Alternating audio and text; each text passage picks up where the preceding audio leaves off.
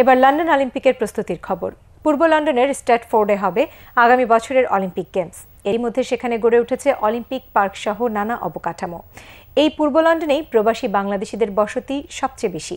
সেখানকার tower Hamlets কাউন্সিলের বাংলাদেশি বংশোদ্ভূত মেয়র লুৎফুর রহমান জানিয়েছেন, নতুন চাকরির সুযোগ, রাস্তাঘাট, অবকাঠামো সহ অলিম্পিকের কারণে বদলে যাচ্ছে সেখানকার মানুষের জীবনও।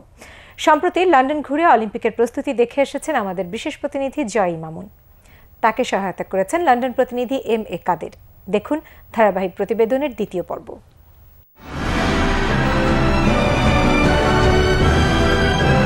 অলিম্পিক নিয়ে লন্ডন শহর, গোটা যুক্তরাজ্য বা বিশ্বজুড়ে যত উচ্ছ্বাস আর উৎসাহ, প্রবাসী বাংলাদেশি সহ পূর্ব লন্ডনবাসীর উৎসাহ তার চেয়ে কিছুটা বেশি।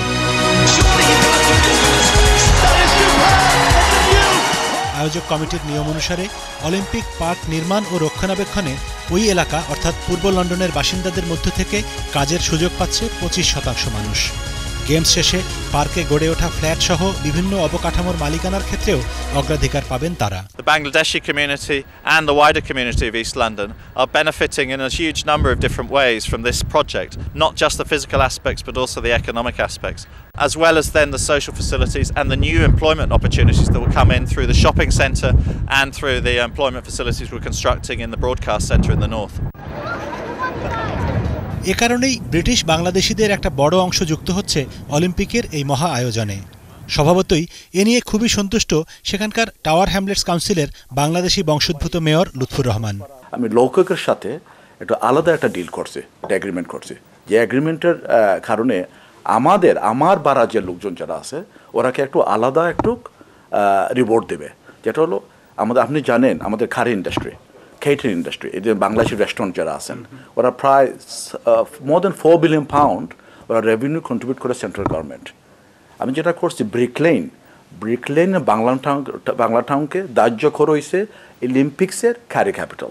আরেকটা ডিল যেটা নিচ্ছি আমি, the jobs the Olympics park will have to provide minimum 1000 jobs to my residents. পাশাপাশি ব্রিটিশ বাংলাদেশি শিশু কিশোরদের জন্য অলিম্পিক গেমস দেখার বিশেষ ব্যবস্থা করেছে Tower Hamlets council. Between the age of 6 to 17 সবাই এক সময় অলিম্পিক্স পার্কে during the game Times will get to experience the games, either rehearsals, preparation, closing ceremony or the games. আমাদের প্রায় 26,000 বাচ্চারা আছে, এভরি সিঙ্গল চিলড্রেন, বাচ্চারা এক সময় গেমসটা এক্সপিরিয়েন্স করতে পারবে। ব্রিটেনের সরকারি তথ্য মতে কেবল লন্ডন শহর নয়, গোটা যুক্তরাজ্যে সবচেয়ে দরিদ্র এবং অবহেলিত অঞ্চলগুলোর একটি এই পূর্ব লন্ডন। আগামী বছরে অলিম্পিককে ঘিরে পূর্ব লন্ডন এই হতাশা কাটিয়ে উঠবে এমন স্বপ্ন এখন সেখানকার মানুষের চোখে মুখে।